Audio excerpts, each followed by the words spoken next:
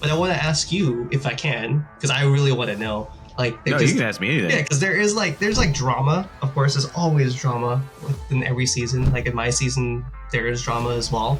Like, was there drama specifically in your season, the All-Star season, and then outside of that season, post production? A lot of people in season 6 just right out the gate were trying to get rid of me, and then like Shelly threw me in to a pressure test after I saved our team, even though we didn't win the team challenge. Like, we only had food go out because I took over. And it wasn't like Gordon came over and was like, you guys need a new captain.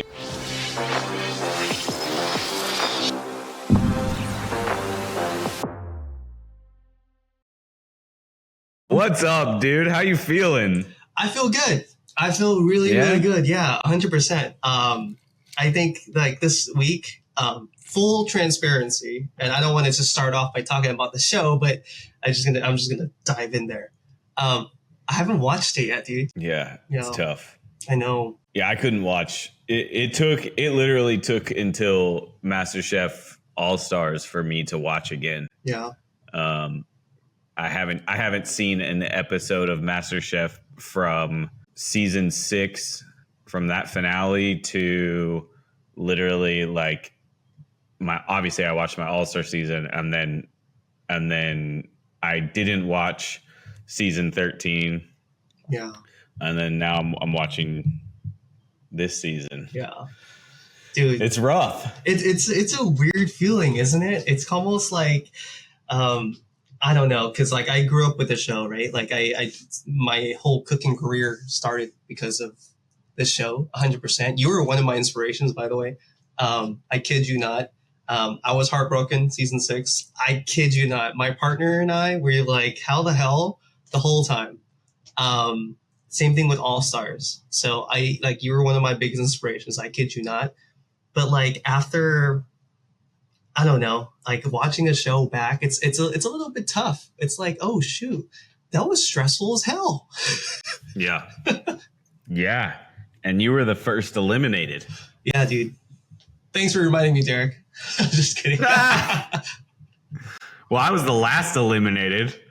I was the last final elimination. Well, so question to the crowd: what would you rather be, the first or the last? Oh, definitely the last. The last. That's a good question. I would much rather. Although, for All Stars, I would have liked to have been cut first because All Stars cost me a lot of money. Did it? Yeah, I spent $15,000 to go. Are you kidding me, dude? I didn't hear about this. Are you allowed to talk about it? Yeah, I had to pay a chef to cover my job, so it cost me $15,000. Shoot. Yeah. Crap. Yep. Yeah, it was tough, and I went because I was like, "This is a gamble worth taking. I'll spend $15,000 to make $250." Dude, I kid you not. You were.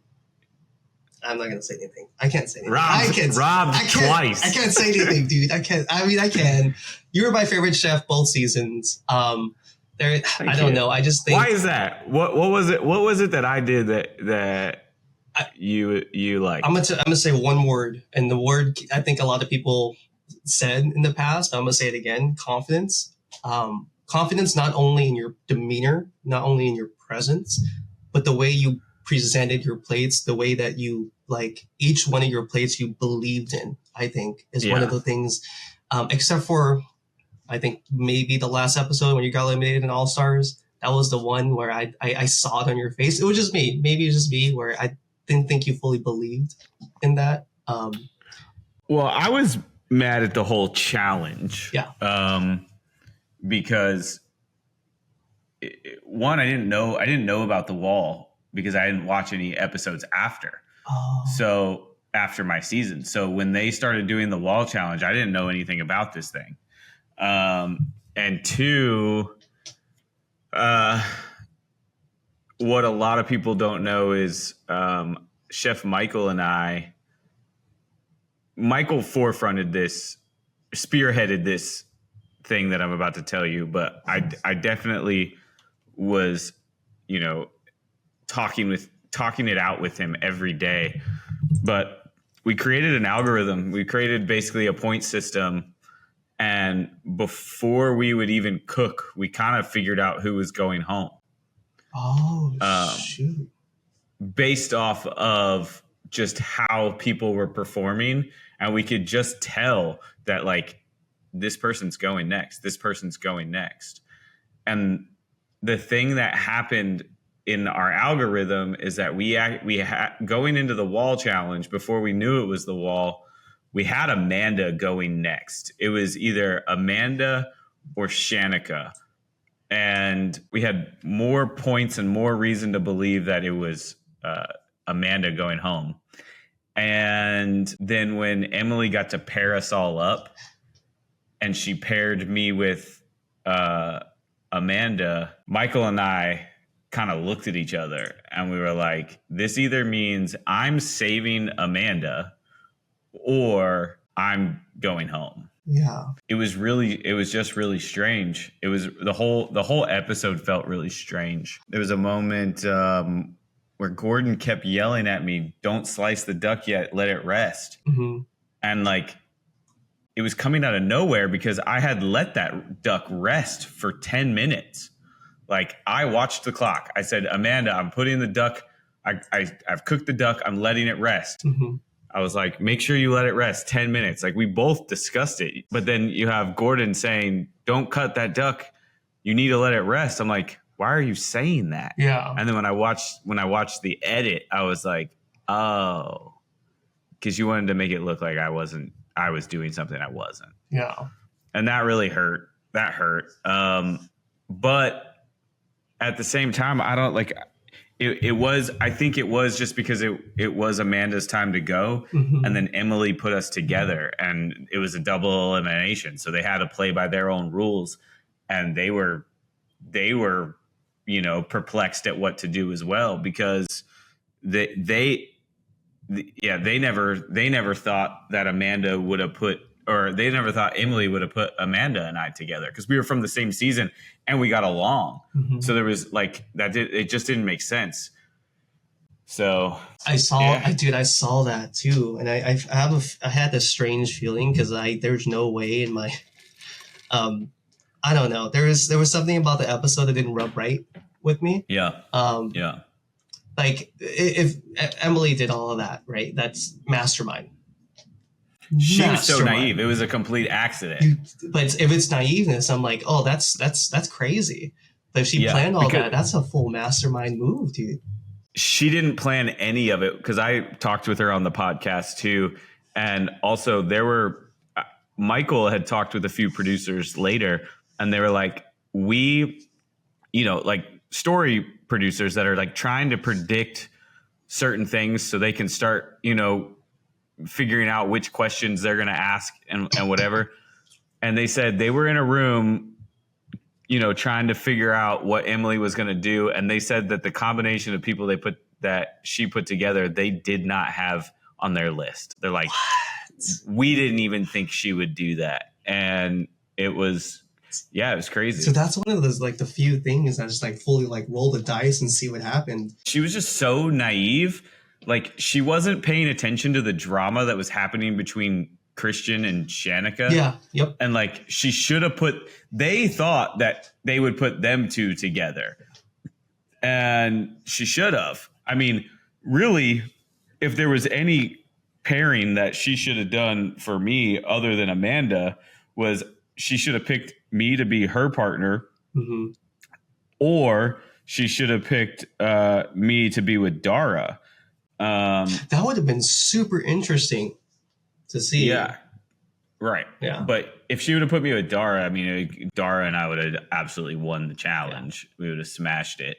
But it was just like, it was so fabricated. Like, it wasn't fabricated, but it felt fabricated because it was like they were raving over Christian and Willie's dish, and all it was steak and potatoes, and it wasn't Michelin star in any way, shape, or form. Mm-hmm. And then they also had the wrong plates. Like, you're supposed to have matching plates, and they didn't have matching plates. And then Amanda and I, like, our dish, it was weird, maybe, but like it was kind of showing a combination of who she was and who I am. Mm-hmm. And then literally the next episode, the sauce that was on Wolfgang Puck's duck dish looked exactly like our sauce. So it was like, what's going on here? What the fuck? Yeah. It's tough to swallow. It is, and I think that leads back into like why I'm hesitant to watch my episode, even though my time in MasterChef was very short. It was a fantastic time. I think my season we had a lot of people who got really close during and then after the show, so it was tough to swallow too, because like when I left, I'm like, man, I'm gonna miss these people. Yeah, you're like leaving summer camp, dude. Yeah, it's crazy. But I want to ask you if I can, because I really want to know. Like, no, you can ask me anything. Yeah, because there's drama. Of course, there's always drama within every season. Like in my season, there is drama as well. Like, was there drama specifically in your season, the All-Star season, and then outside of that season, post production? Oh yeah. Going in to All-Stars, well, so there was drama in season 6. A lot of people in season 6 just right out the gate were trying to get rid of me. And then like Shelly threw me in to a pressure test after I saved our team. Even though we didn't win the team challenge, like we only had food go out because I took over.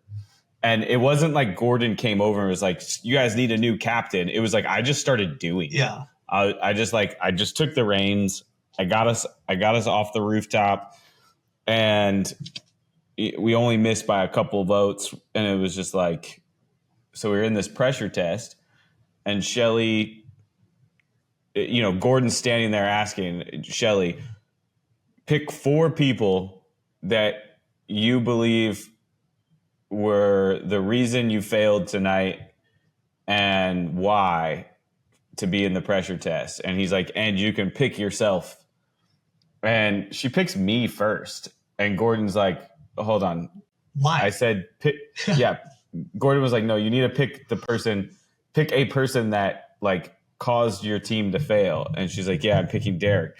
And he's like, he kept like questioning her and she kept saying, and so I end up, long story short, I end up in the pressure test and I crush it. I cooked Gordon a perfect New York strip. And, they all thought later that I was going to take Shelly out. And I really wasn't worried about Shelly. She's not a good cook. And I'm just now, I was like, I wasn't worried about it. And I had this advantage where I could take 15 minutes away from somebody. Yeah. And they all thought I was going to take it away from Shelly. And I took it away from, I took it away from Chris because, dude, it had to do with the green room. We spent so much time in the green room and Chris wouldn't shut the fuck up. He would just talk and talk and talk like he knew everything about food. He would just, he would say all these big words and all these like French words and all these like Italian words and all this shit that he thought he knew about food. And he couldn't cook either, but he was wearing on my sanity. Like really, if I should have been taking 15 minutes away from anybody, it should have been Steven.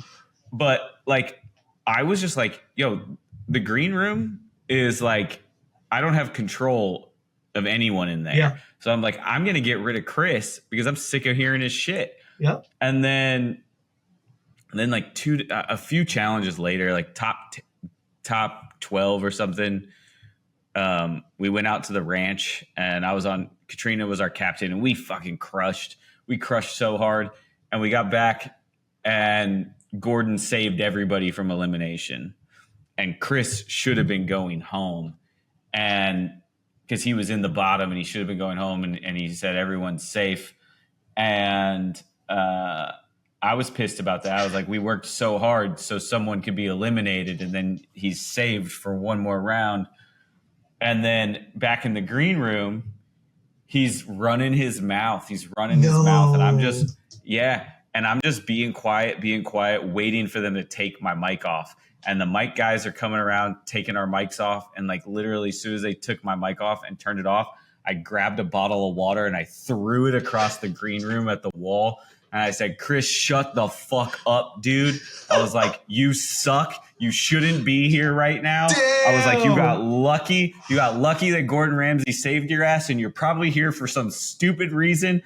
And I was like, stop talking. And like the whole green room was quiet. They couldn't believe like I just like threw a bottle across the room. Like I was done with this dude because he just wouldn't shut up. Yeah. No, I got you. And so there was that drama. Dude, that's great. That's crazy. I love hearing these like stories. It was wild. And no one had ever seen me angry. I don't get angry. Yeah. I've learned how to squash that. You know, like I had anger issues younger, and I've learned to get rid of those. And so that moment I was just like, I was so pissed because we worked. So I burned my fucking self over and over on that charcoal grill to make sure that we won. Yeah. And he got to be saved. I was pissed. Anyway, and then so in season, All-Star season, Shelly came and brought the drama, and then it ended up being the same reason she went home. She tried to get rid of me, and it bit her in the ass again. And then Christian, he showed up, and like he was buddy with me on like day one.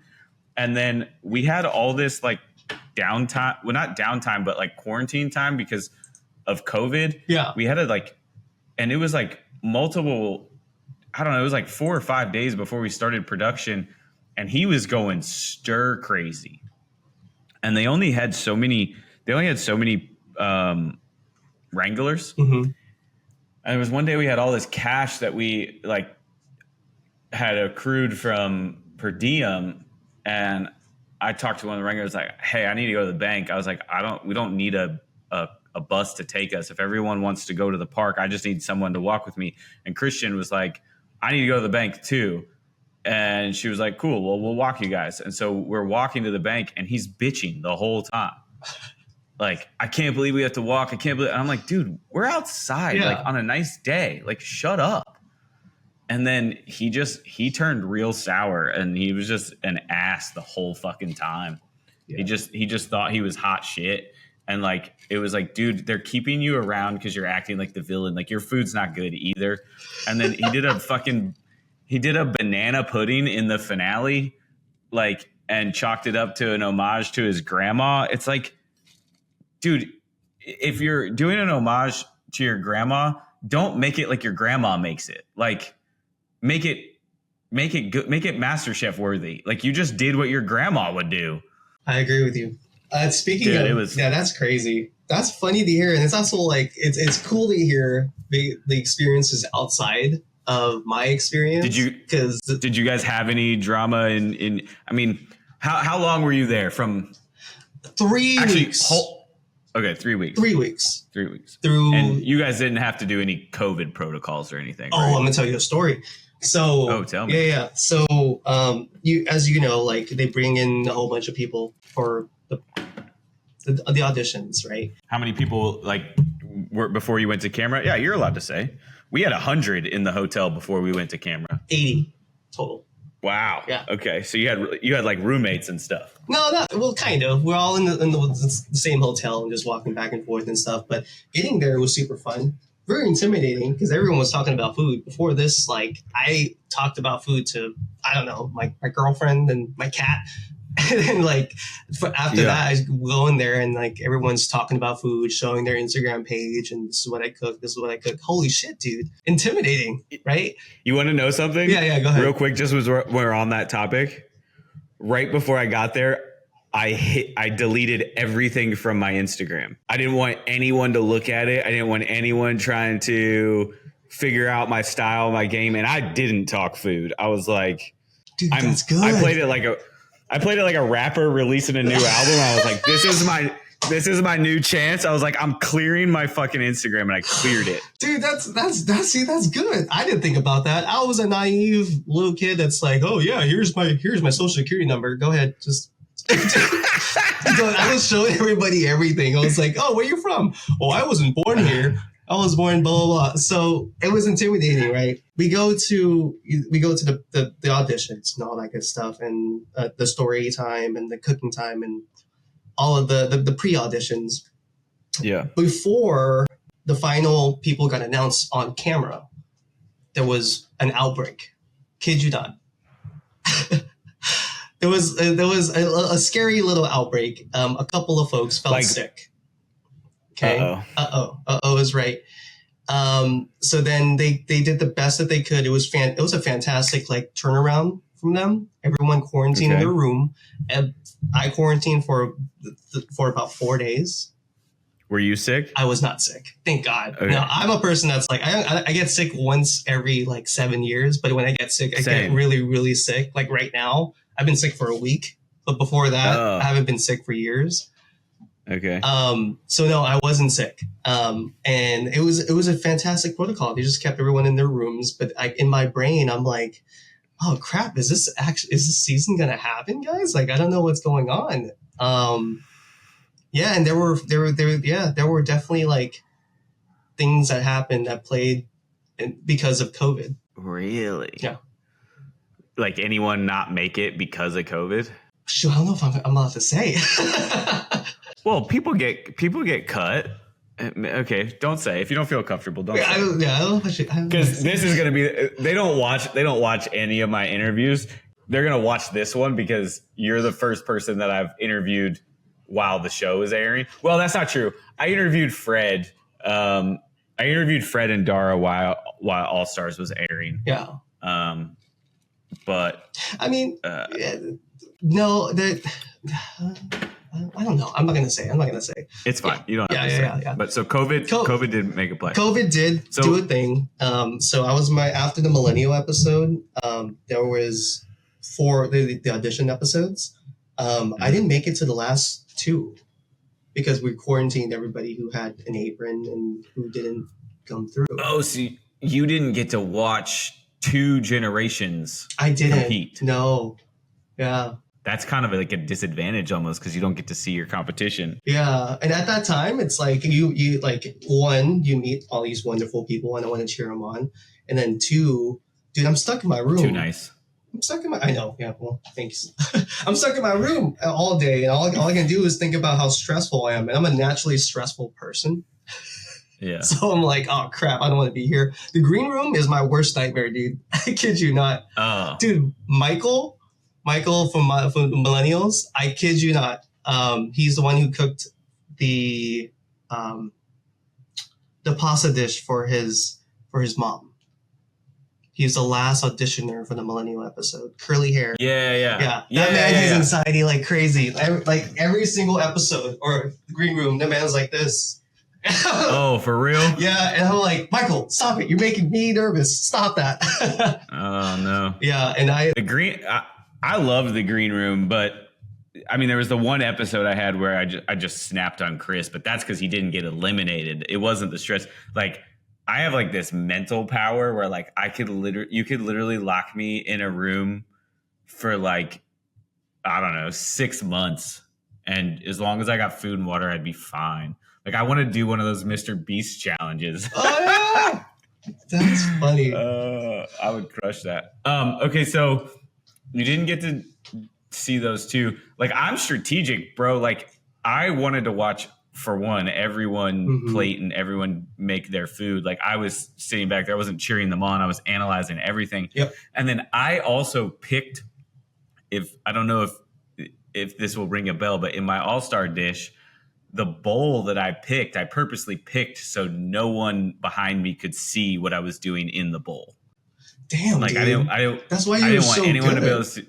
I was like, no one's gonna be seeing how I plate this. Only Gordon Ramsay and Joe and Aaron are gonna get to look at the inside this bowl. Yeah, like that was my plan. Damn. See, that's something that I should have done. Well, I was just way too out there. It's like the first time. But if I come back, I feel like if they do another season where they're bringing people back, they're bringing me back. Oh yeah, I'll be there with you. I promise you. And I'm coming. Yeah, I promise you. I had way too much to show. That's all I gotta say. I know, man. I was so bummed. I could not believe when you sent me the little eyes on my post. When you sent me that DM with the sideways eyes, I was like, no, this was my like front runner. This is my dude going all the way. Dude, well, first of all, thank you for thank you for the kind words. I don't know, man. I had so much more to show. I kid you not. That's all it is. Okay, well, we can talk about that in a second. Let's get to my first actual question that I like to ask everybody. Yeah. What were you doing before you auditioned, before you decide to audition? What is the catalyst that you're like, I got to do this? Obviously, we understand you're a fan of MasterChef first, but like, what were you doing? What were you doing for work? What is the thing that's like, okay, I'm going to take this leap? Yeah. So first of all, I am a biotech manager. I've been with this company for like 7 years now. I was watching season 13 at the time. My partner and I, my girlfriend and I, was watching it, and I cooked for her. I've been cooking for about, 9 years of my life. So pretty recent. I haven't cooked that long, I guess. So I cook for her every night. And then she was like, you can cook better than any of these fools. No disrespect. No disrespect. That wasn't me saying it. Somebody else's mouth. No disrespect. And she's like, you can cook better than any of these fools. You should audition. So I went on the page. I'm like, you know what? Might as well. I typed in my audition, did my whole essay, recorded my 15 minutes or 30 minutes or whatever they required, and then click submit. And then at the end of everything, I saw that I'm way past the deadline. Dude. So I was like, they're not going to pick me, whatever. Like, I just stopped thinking about it. This was back in November of 2022, I think, something like that. November of 2022. And then I thought nothing of it. Yeah. About 8 months later, in like July, August-ish, okay. I get a call. Yeah. I get a call from a random number. First of all, I don't pick up random numbers, phone calls. That's just me. If it's important, leave me a voicemail. So this person left me a voicemail and says, hey, we're from MasterChef. We got your audition, blah, blah, blah, blah, blah, blah. Are you interested? We'd love to talk to you and all that fun stuff. And I'm like, what the hell? You guys kept my audition little video? I thought I was way over the time. So like it went through. It went through, dude. And the cast member, whoever was interviewing the cast members, she loved my story. I was speaking from the heart, of course. I was just saying exactly what I said on the audition episode, and she loved my story. And then the thing that got her was, she said, if you're gonna win the $250K, what are you gonna do? And I said, first of all, I don't want to open a restaurant. I can't run a restaurant. I don't have the operational capacity or the management skills to run a restaurant. I don't want to do any of that. I kind of just want to keep the money for myself and run. Maybe do some private dinners here and there. That's me. And she's like, I love that. Blah, blah, blah. So I got the call back for the next steps. But true story, if it wasn't for my partner, I would have never auditioned. And honestly, I never thought I would have even gotten a call back because I totally missed a deadline by like a month. So that's what I was doing. So crazy. Yeah. That's so crazy. That just shows that like they hadn't, like, for you to come in after the buzzer means that they were really looking. They were really like looking. They hadn't found what they wanted yet. It is just so surprising that, because you did, like, look, we know that story does matter. It does. But also you have to be able to back it up with cooking. And like your audition apron dish, remind me what the dish was again. Yeah. It's called bánh xèo. It's a Vietnamese crepe.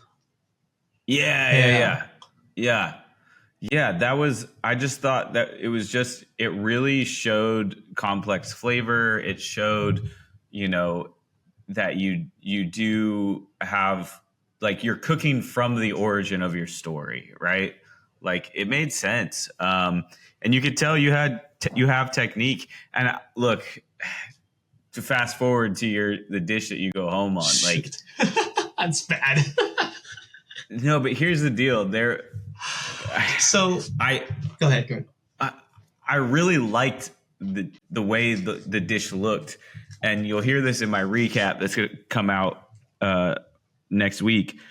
Is that when I saw the promo for the episode, your dish was in the promo. There was a bird's eye shot of the broth being poured in, and I was I was like, that kind of looks sick. I wonder if they're showing this because it's good or bad, but it was such a quick, I know how we know how the show's edited, that when they show those clips of it happening at the podium, it's either good or bad. Yep. And I was just like wondering about it because the concept was there. Yep. The concept was there. But yeah, I mean, no, I'll tell you. The dishwater comment hurt. Yeah, that hurt. So, first of all, the broth was delicious. I had everyone from the Millennial group tasted, and they affirmed that it was delicious. It was super good. It's a very common Vietnamese dish called canh chua. So it's like essentially, it literally translates to sweet. Text me that. Yeah, I got you. It literally translates to like sour soup. So it's like sweet and sour and spicy soup. Every Southeast Asian culture has a sour, sweet, spicy soup. Like Thai people, the Thai have tom yum. Filipinos have sinigang. Vietnamese people have canh chua. So it's sweet and sour and spicy, and it's delicious, right? And I'm like in my head before, like when the challenge was happening, I'm like, I'm gonna blow their socks off because I'm gonna do canh chua, which is normally takes me like 25 minutes to do, 30 minutes to do at max with shrimp and catfish. I'm like, how can I elevate it? And this is when I fucked up, Derrick. This is when I fucked up. When I thought that in my brain, like, how can I elevate it? My mind went to the moon when I should have stayed on Earth, if that makes sense. Why do you think you went to the moon? Like, what makes it like you traveled to the moon for this dish? Because the broth, it's normally just a soup. It's a soup with, okra, enoki mushrooms, shrimp, bean sprouts, tomato. I should have just served it in a normal soup bowl and a side of white rice. That's how I ate it at home. That's what the challenge was. The challenge was, your childhood memories. That's the mistake I did. I'm not like ashamed. But you were asked to elevate. I was. I like the pouring of the broth. I think one of the things I'm going to try to do. I don't know how, because I'm literally going to be awake for the next 48 hours. My schedule's got so crazy. But I want to do a segment for my podcast called The Loser Dish, and I want to recreate it. Yes. There's a way that soup works with the pour over, with the lobster. I think you're right. The rice needs to be on the side because it does get messy in there, or even just leave it off. Not everyone knows that there's rice with it, right? Yeah. But yeah, the whole lobster tail makes it tough. Maybe you should have done like king crab. Yeah. Because king crab is a lot more forgiving when it comes to heating up in the broth. Like lobster gets so chewy so quick. Yeah. It was like hindsight's 2020. So yeah, I was, of course. I was like, I should have just done this way, and this way. I don't think you should regret it at all, though. I think what you were showing was that you had a vision, and I think that it was elevated, and it was cool. It just it missed the mark, and sometimes that happens. You go big or go home. I'd rather see you go home trying to shoot for the moon than fucking play it safe and not getting camera time. Like, how many people are sitting back there, not serving a dish to Gordon Ramsay. And that's the thing. So like after the cook, right, I walked over to like all the millennials that were next to me, and I was like, I literally said the same thing you said. I was like, I'm either gonna get the top dish or the worst dish, one of the two, because I shot for the moon. I tasted everything. I had everyone taste my dish. Everyone thought it was really good. I guess I just missed the mark on what the judges wanted. Yeah. And also, it's crazy that you guys got to taste each other's food. That blows my mind. So season 6, when our hands went up, we were not allowed to touch anything on our station. Nothing. It was do not touch anything. Don't touch a sauce. Don't take a pan off the stove and throw it in the bus tub. Do not touch anything. Don't go to another person's station, nothing. And then when we'd get done, hands up, we'd walk out, we'd all leave. They'd come in, they'd take beauty shots of everyone's dish. And then they'd call it the snake. We'd come back in and we'd get in a line and we'd snake through all the stations so we could all look at each other's dishes, but not touch. But because they wanted us to be able to see what everyone else did. Wow. It was crazy. Yeah. Yeah, that's actually kind of nuts. And then to come fast forward to All-Star season, we all had those rules in our head, and like Christian was breaking them and no one was enforcing them. So Christian's like, let me try that. And he was walking over to my chicken and I was like, no, do not touch it. Yeah. I was like, I'm not getting in trouble because you want to break rules. And he's like, they don't care. Let me taste it. I was like, no. Yeah. I was like, you're not going to taste my food. I don't want you to have any idea how much of a better cook I am than you. Like, dang. Do not touch my food. And I had to like argue with him on set. And then like, the ADs were like, what's going on over here? I was like, I'm asking him not to touch my food. It's like, he's a fucking child. Yeah, that's so funny. We don't have that type of drama on my season. Not at all. Everyone's all kumbaya. Well, I think it's because there's a lot of age gaps. Yeah. Right? Yeah. Like, the funny thing is, like, even like Mert, everyone talks about Mert. I think he's fine. He's just Gen Z. What did you think about like his interviews though? Like when when they basically had him narrate the entire setup, and then he was like, everyone loves this dish, and then he's like, has everyone been lying to me? Mert is he's a cocky fucker. He's Mert.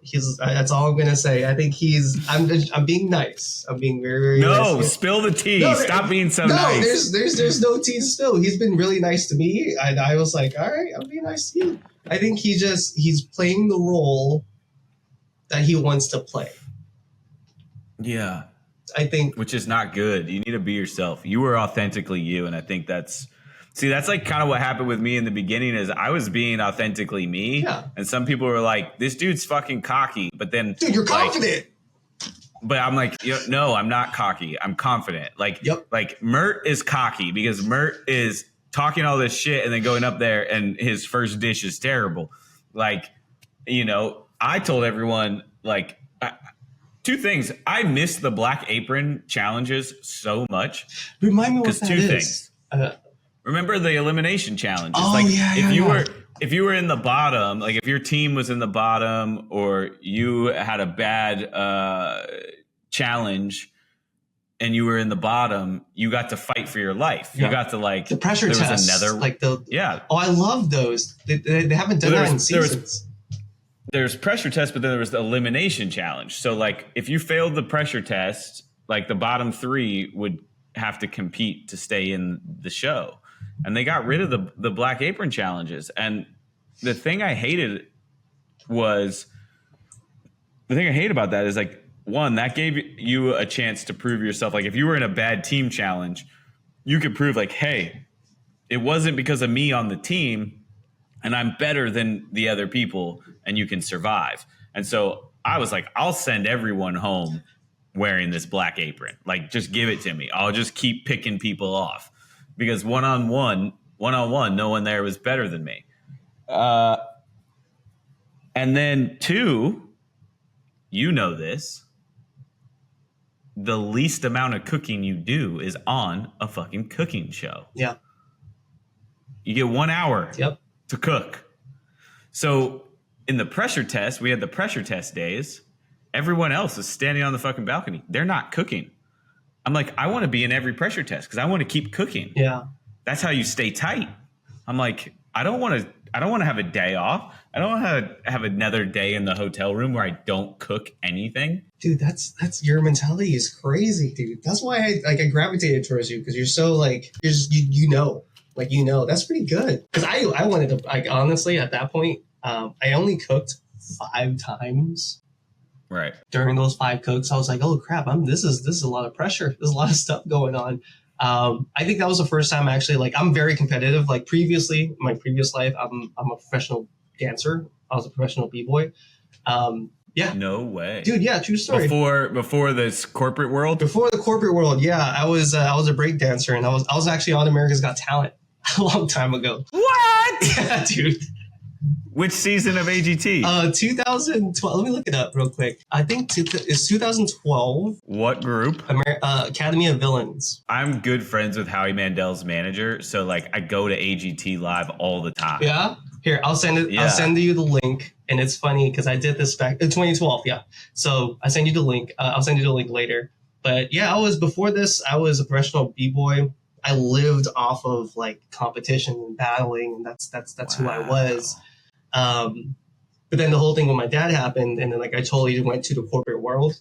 All of that was a true story. I went to the corporate world. I stopped dancing and I stopped doing all this fun stuff to start like working. Yeah. And then go ahead. I'm sorry. Money is freedom. Dude, I'm Vietnamese. Go to school, get a job, get a mortgage, get married.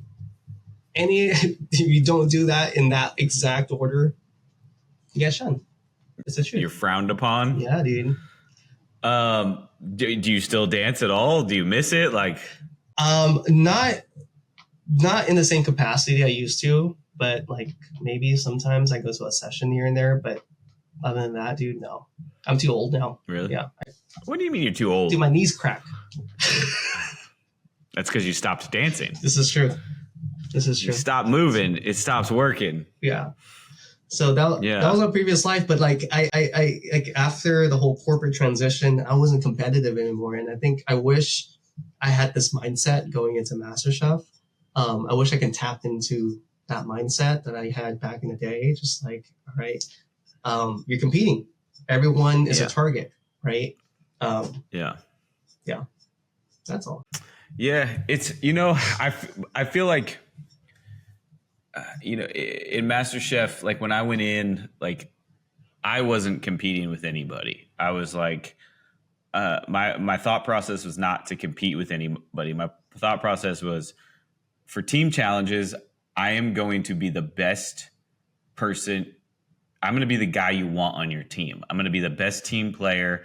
I'm going to take the hardest job. I'll do the thing that no one wants to do because that's the backbone. Yeah. That's what the drummer does in the band. Like, of course, the drummer wants to fucking run around on stage with the guitar and flirt with the girls in the front row.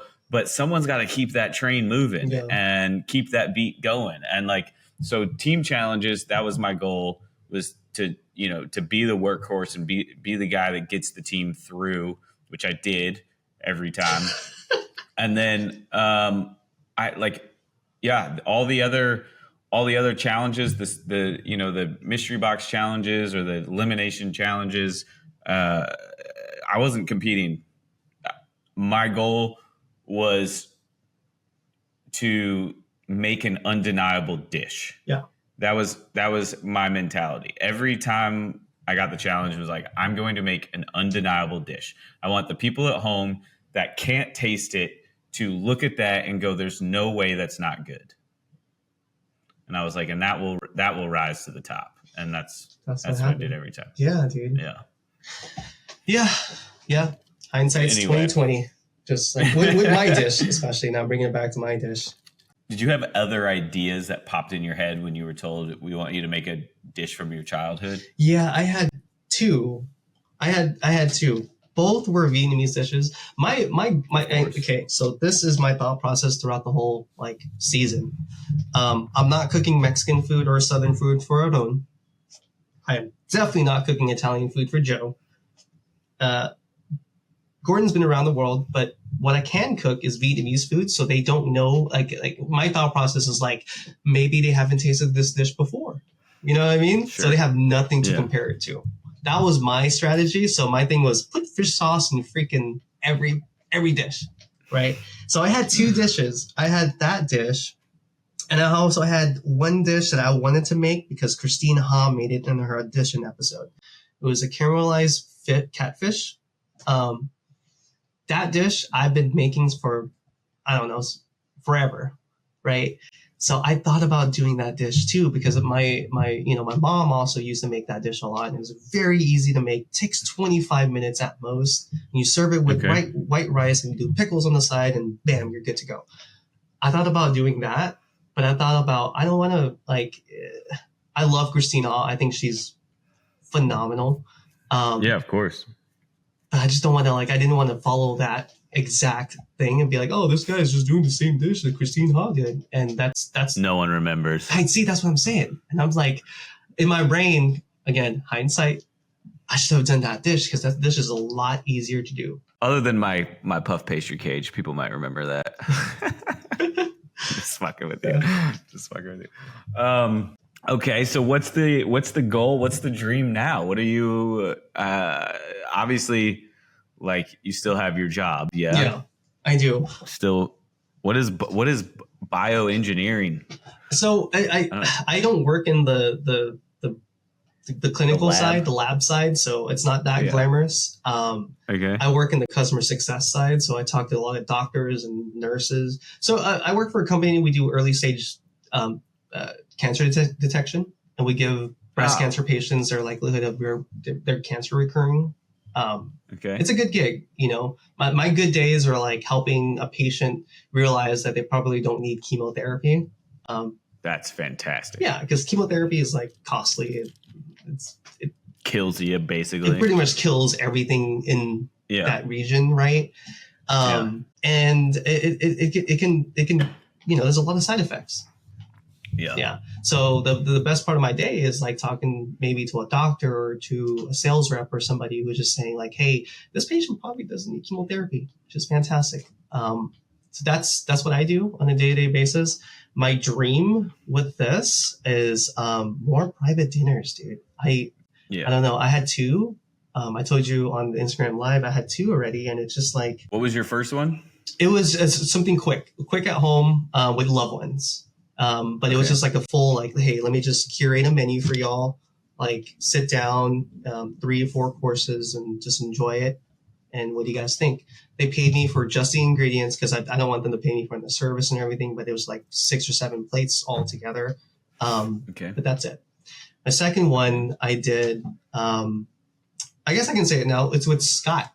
Scott from he just told me. Yeah, from the Gen X episode. So I was in Dallas last week for a work conference, and I was in the right place at the right time, and I did a quick private dinner with him. Awesome. It was fantastic. He had 20 plates, VIP guests. It was just this is the first time I saw the host process from beginning to end, from prepping, cooking, entertaining, pretty much all everything, right? Yeah. That's what I kind of want to do. I don't know if it's fun. Yeah, I don't know if I can do a chef. I don't know if I can be a chef for sure. I don't want to run a restaurant, but I can 100% just hey, let's talk to our crowd while I cook delicious food for y'all. Yeah. No, I mean, look, you don't have to label yourself chef. You can let people call you that. I put it in my Instagram handle kind of early on just because I was trying to get people just to see me because I was on MasterChef. So it was more just about awareness because, I did make it to the finale. I wanted the awareness, but I wasn't signing my emails, Chef Derrick Fox. I was just, putting my name and everyone just started calling me chef. And then working with other chefs, I got to work with Josiah Citron, just chef of Melise, which is a 2 Michelin star restaurant. And he shakes my hand and calls me chef, and I'm like, oh fuck, right? That's real. Let the world determine that. You just do you. Yeah. But dude, it's fun. I miss doing the one-off private dinners a lot because I literally just cook for the same people now every day. Doing the pop-ups and there's 2 different styles. There's the private dinner in someone's home where they gather all their friends and you show up and you private chef the night with a menu that's your menu. And then there's doing pop-ups where like you say you're going to sell this many seats, you have this menu, and you promote it, and random strangers show up. Yeah. Both are super fun. And like I said in the live, if you need any advice or guidance ever, like you can hit me up. Cause yeah, I literally was doing it in every state. I did 2 in Canada, 1 in Mexico, one in Turks and Caicos. Like, yeah, I guess my question, sorry to interrupt you, but I guess my question is like, because I want to get there, right? Like, that's what I want to do. I want to have, let me fly out to Dallas again, or let me fly out to Seattle again. Let me cook for 10 to 20 people and have this experience with y'all and take you through a guide of what Vietnamese food is. Like, that's what I want to do. My whole concept is like, just shoot you with like culture. That's what I want to do. How did you start that? I guess that's my question. Well, when you make it to the finale, your phone starts ringing. There you go. I'm not going to lie. I mean, that is the gift horse there. Like, it showed up. It was more about managing it. Where it got hard was 3 years after, when people have forgotten about you. Yeah. Your iron is at its hottest point right now. And you got to just use that. You got to use that name. You got to whore it out. And you got to ride it as long as you can. And is JC still JC still behind the scenes? Yeah. Bug him about any events that they're doing MasterChef. Be like, hey, I know I only made it 1 episode, but I really want to get, keep pushing the awareness of the Vietnamese culture with the MasterChef brand. And he'll put you on, bug him. He'll put you on things. And then when you get to those events, use those events to promote who you are and what you're doing in your brand.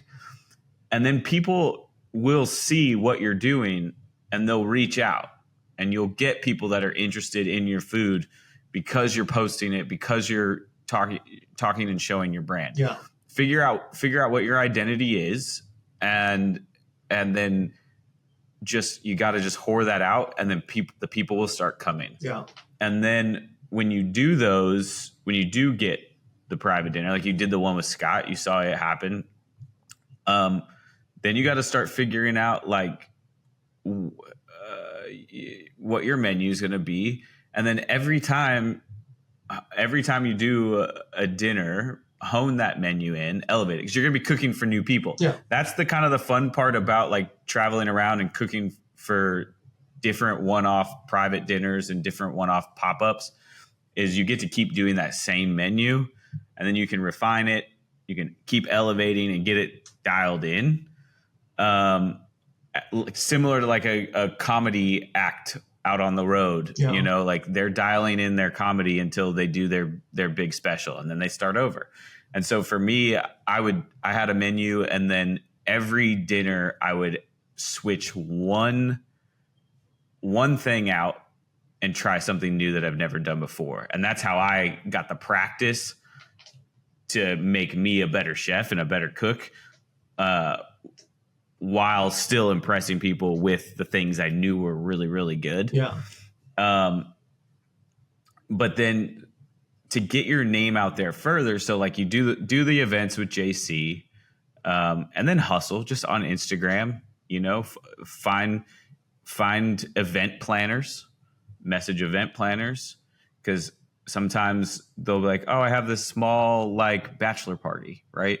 I've gone to Vegas a couple times for bachelor parties and bachelorette parties, and Palm Springs too. And it was just because I had messaged a promoter, mm-hmm. and they called me and it'll be last minute shit at first, because That's all you're going to get. When you got these promoters, they have people they've been working with forever that are at the top of their list. And then you just have to be that squeaky wheel. Yeah. And a promoter will call you and be like, hey, the chef canceled. I got 10 guys that are looking for something like super cool this weekend. I need you. And you just got to like be that jack of all trades, because the guy that's paying the bill, you want to impress that guy. Yeah. And that guy's going to call you back. That guy's going to bring you to wherever else. And then you'll get to show off. So it's a lot about being squeaky wheel and saying yes to everything. Yeah. In the beginning, I said yes to so much. Did you get burnt out at all by saying like yes to like a lot of things at the beginning, at least? Yeah, but you kind of got to, because you got to learn. You got to learn what works. You got to learn what doesn't work. You got to go through the crash course. There's no like I could spend every day with you and say, this is why we do this, and this is why you don't do this, so you don't fail. But I can't do that because everything I did has got me to where I am. And this is the best I can do, is just share it with you and say, you got to get out there and figure out who you are. But the things that work is, bugging people. Yeah. My dad gave me the best advice when I was young. The answer is always no if you don't ask. So fucking go ask, right? Knock on the doors, get out there, get the people, and be smart about it. The other thing is always talking about it. You've done 2 now. No one has to know that, but you've done it. So in your head, it's not a lie. You've done it. So when you're out at the bar and someone's like, what do you do? You're like, well, you don't have to share the bioengineer part. You can say, oh, I do private dinners. I was on MasterChef. Yeah. What? You do private dinners? Yeah. Always be talking about it. Yeah. And you won't believe who you'll be sitting next to at a bar or in an airport or whatever. I almost got to pitch a TV show to Rob Dyrdek because I was sitting in an air. Yeah, I chose not to because there was a contract clause that basically, and it's not on Rob Dyrdek, it's an industry thing that his production company could. I'm not even going to go into that, but there was a thing that I chose not to pitch to him.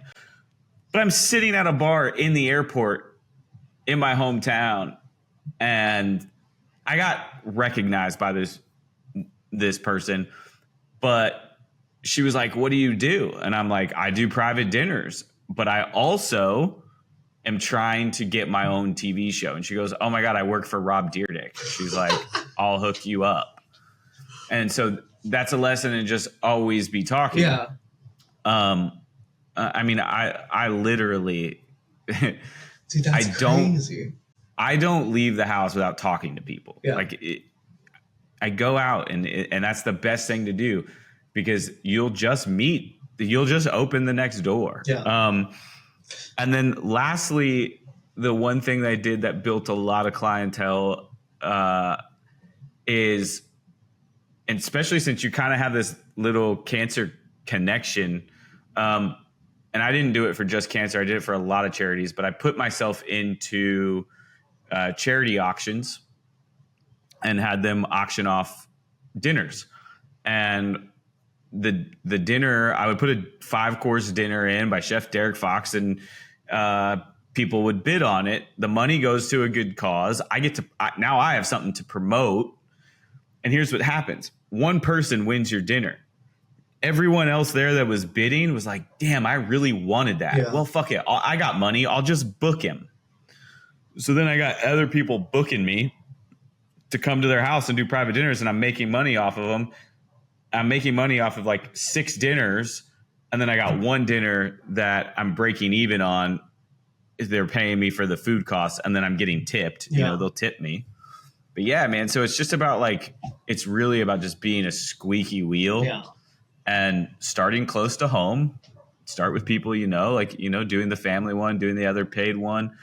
And then, that person that paid you to do that one, follow up with them in a couple months. Be like, hey, we're getting close to the holidays, or hey, we're getting close to the end of summer. If you want to do, just plug it in their brain. You get to tell them what they want. Yeah. That's the magic. Like, just, hey, it's, we're coming up on the holidays. If you're doing like a Christmas party, please think of me. Yeah. I did one Christmas party in LA, like nannies. I say this, that the nannies run LA. And so there's this, like, the entire city. This city functions because of fucking nannies. Dude, that's fucking funny. So I knew this one, and she took care of this person's kids. They're really wealthy. They're very in TV, but they're behind the scenes. And she was like, hey, she knew I was a chef. She plugged me in with this lady. She was like, hey, they're doing a dinner. And it was in Marilyn Monroe's house that she died in. Oh, what? Yeah. So I ended up going and cooking for this. It was a small party. It was like 8 people. Yeah. They were fucking blown away.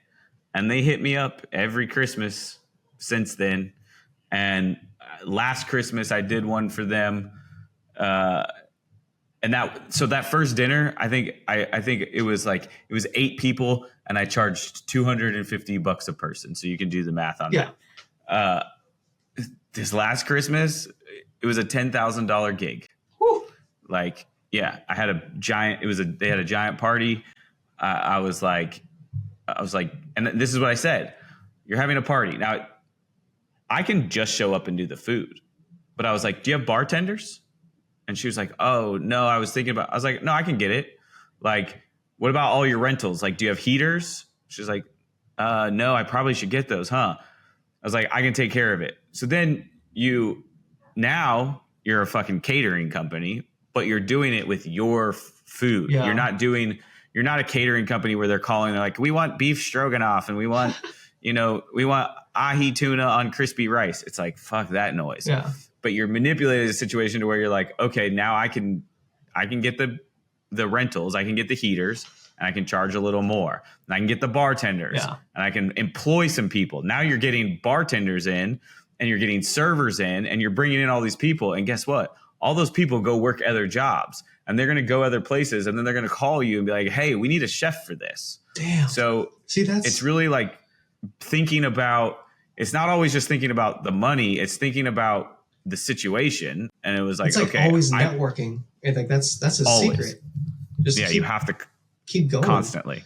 Yeah, constantly. Dude, that's but you can turn your two your 2 cooks on MasterChef into something very big. You can go back, and I have another podcast with Chef Travis Mogans, the Nomad Cook. He was in MasterChef Canada, and he did not win an apron. And he's one of the biggest cannabis chefs in the U.S. and Canada right now. I mean, he's doing stuff with Soho House. He literally, like, he I don't know why he's so bent on filling this cooler. He takes a cooler. He does all the prep at his house, and he puts it in a cooler, and he flies this cooler to different cities. But he fucking does it, dude. He hustles. He's found his way. He does it, and he hustles. But he literally turned his one episode. Yeah. And this is what he did. This is also another thing you can do, because this is what he did, and I kind of did this a little bit too. What he did, he didn't get an apron, and then he contacted me. He goes, you were my favorite on MasterChef. He was like, I want to fly you up to Canada and do a pop-up with me. He had never done a pop-up before. And so he's getting me to come up to Canada, and we're doing a ticket split. We sell the thing out, so we're all making money. And now he's watching how I work and how I do everything. So he's getting a crash course and learning how to do everything, but working with other chefs. So now we're promoting each other, and now people are learning about him. And there were people that were at that dinner that have booked him again since. Damn. So it's like that. You want to work with chefs, like how you worked with Scott. Yeah. Do that with more chefs, but more successful chefs. Reach up higher. Yeah. and do stuff like that. Well, thank you, man. I mean, that means a lot because like that's a lot. I think you just gave me a pot of gold. Oh, for 100%. So yeah, thank you so much. I mean, that's what this is about. You know, like it's not competition. No. And that's what I was trying to say earlier is like when I was on MasterChef, I wasn't competing. Yeah. It's if you bring people up around you, you all eat. Yeah. You know, I've been doing a smash burger cart like in the middle of the night here in downtown because there was no smash burgers. And like this one guy was like, you can't set up here. There's too many vendors. It's too much competition. And I was like, it's not competition, dude. I was like, people want what they want. I was like, you'll have stuff that I don't have on my cart that people will buy off of your cart because they're standing next to your cart because of my cart. Yep. Like, no, but if we all work together, we all win. So yeah, I'm all about sharing the secrets and helping other chefs out. I sent 2 chefs this week to a gig. It's a $90,000 chef gig. I sent 2 chefs, called them up. I'm like, hey, this is available. They wanted me. I'm not available. Yeah. You're at the top of my list. So damn, man. Well, thank you so much. Honestly, that means a lot. Always be talking. Always be talking. Always networking. It sucks that you went out so early. I was really excited because I think you had a lot more too. So I hope that you keep pursuing this food career and honing it in. And hopefully it gets you to the point where you can take the leap and out of the corporate world and be your own boss. Dude, that's what I want to do. And like, I think talking to you is one of like the first big steps because this is a whole brand new door for me. Legitimately, before this whole experience, I thought food of just like I just cook for my loved ones. Now I can really see it as maybe a stepping stone to a bigger future, right? So this is just the beginning. I kid you not. Yeah. So yeah, thank you for sure. even reaching out to me and having me on that first episode of your millennial recap. I really, really appreciate that. Dude, I mean, it's all love. Like I gotta understand what MasterChef is, and I'm a part of it, and I can either double down on it or I can branch away. And I pushed away from MasterChef for a little bit because I got bitter, and then I realized like no, like this is the reason I had all the opportunity. So I'm trying to now figure out how I can incorporate MasterChef back into everything I'm doing. So it's this podcast, it's talking with you guys, talking with other chefs on other competition shows to, have a place for you guys to hash out the thoughts, the feelings, because it feels weird to leave. Oh, dude, it feels hella weird to leave. Hella weird. But it's it's just part of the process. And now you have, it just, what I have to say is it doesn't matter how far you went as long as you keep using it if you want to use it. Because look, it's opened up doors. We're talking. You're getting advice moving forward and doing new things. And you'll have more food. And now you have any help you need from me, man. Yeah. Well, thank you so much, Derrick. Hey, really, seriously, thank you so much. Okay. Do you have five seconds for a couple this or that fun questions? Yes. Shoot. All right, here we go. Rapid fire. Pancakes or waffles? Waffles. Why? Because I like the way it absorbs the syrup. 100%. You like little pockets of syrup? Yeah, like pancakes are flat and you cut into it. And sometimes they're grainy. If you don't make it right, it's grainy. Waffles, waffle maker. Maybe pancakes are harder to make? There you go. Spicy or mild? Spicy. I'm Vietnamese. Okay. Believe it or not, there are Mexicans that don't like jalapenos. Like, I don't know. Like, that doesn't mean anything to me. It's true. It's true. You're right. You ain't wrong. Sweet or savory? Savory. Always. Yeah? Yeah. I can't. Are you into it? I can't cook dessert. I can't bake. I'm not a dessert person. I dreaded the cake challenge. I got eliminated before the cake challenge. Woo. So. There's a cake challenge coming? Oh, no. Delete, please. Delete. There's always a cake challenge. Tacos or burritos? Tacos. Give me 5 street tacos, double tortilla, al pastor with the pineapples, cilantro, and onions. Fire. What the hell? Fire. I'm burrito all day. Dude, no. You want to know something? Please. Both seasons of MasterChef, I had a breakfast burrito from Crafty every morning. Every morning. There were a lot of mornings. There was a lot of breakfast burritos. Dude, I always get so full, and I feel so like, eh. But like a taco, for example, I eat like maybe 2 or 3 tacos. I'm like, okay, cool. I can keep going if I want, or I can stop. But if I eat half a burrito, I just feel like I'm wasting the other half of the burrito. I don't know. It might just be me. It's a weird thing in my brain. Yeah, that is a weird thing. Because to me, I'm looking at tacos going, it's more tortilla. The more tacos I eat, I'm eating more tortilla. With a burrito, I have more filling. Shit. And it's less messy. You're right.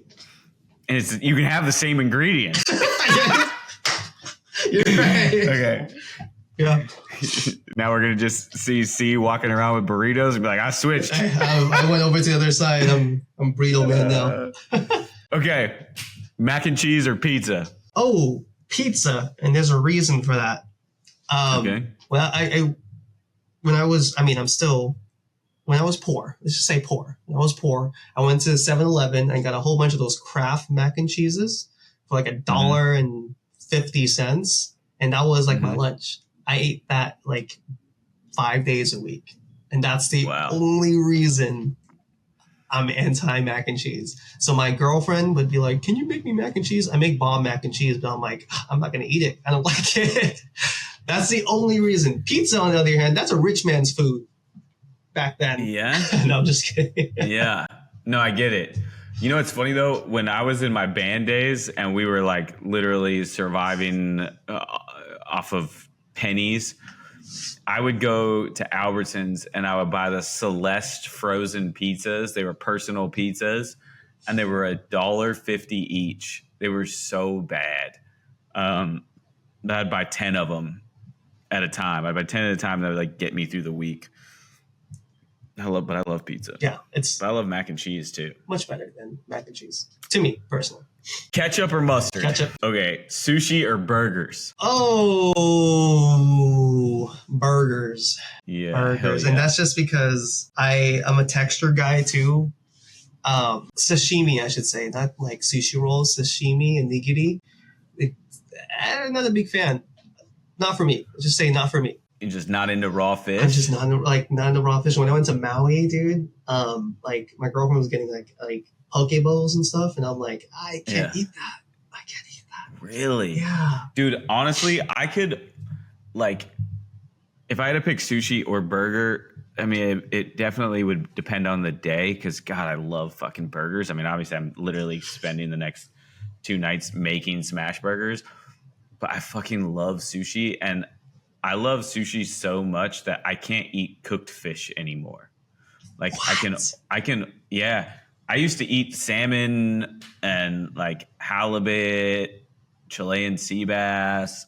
I can only eat raw fish now. Like, it's so weird. Damn. It's so weird. Yeah, I can't. I'm the total opposite. Like, I have to cook my fish. Chocolate or vanilla? Vanilla. I know. Really? Yeah. I'm a weirdo. As a kid, I was fed dark chocolate. And I was like, this is bitter shit. That's it. Okay, last question. If you could cook for one famous dead celebrity, who would it be and why? Easy. Uh-oh. Anthony Bourdain. Oh, yep. No. I knew that was coming out. 100%. All you chefs answer this the same way. Yeah. And there's a reason. And there's a reason for this. He, I think, was one of the most influential people for Vietnamese cuisine, period. Isn't that wild? It's extremely wild. Like, you can talk to any Vietnamese person and that were born in Vietnam, like, who's the most influential Westerner to our cuisine, and they would probably say Anthony Bourdain. And that's because during that time in the 90s, when he visited for the first time, he wrote an email to one of his friends. This is before he was super famous and before he went on his whole travel journey and everything from Vietnam. And his email was so vivid that his friend was also somebody who works for a book company who can produce his book, right? And he said, Anthony, can you write the same thing again? We'll fly you back out to Vietnam. Can you say the same thing again, but make it in video format? And that's how he started his traveling career. So he went to Vietnam first. And at that time in the 90s, we were still a brand new country. I just left the country, right? Because I was trying to escape that country. So that was why. But he came there. He brought like one, visibility to the food. Two, like he saw it in a way that other people didn't see us, because back then, so that at that time it was still like a developing nation, and we are still a developing nation, but he saw the beauty for what it was. So to answer your question in the deepest way possible. Wow. Yeah, no, I love that. Yeah, Anthony Bourdain, and because he brought Vietnamese cuisine to where it is now. Yeah, I would be terrified to cook for him. Oh, 100%. Are you kidding me? The man tried everything. Everything. Yeah, everything. Yeah. See, it was a pleasure chatting with you, man. And I'm serious. If I'll DM you my number if you ever need anything, just reach out, man. Derrick, thank you so much. Hey, this means a lot to you. Thank you so much to you, and thank you so much for all your viewers. Yeah. I'll let you know when it's up, and we'll cross promote. Thank you. All right, brother. All right. Okay. Thank you. Bye.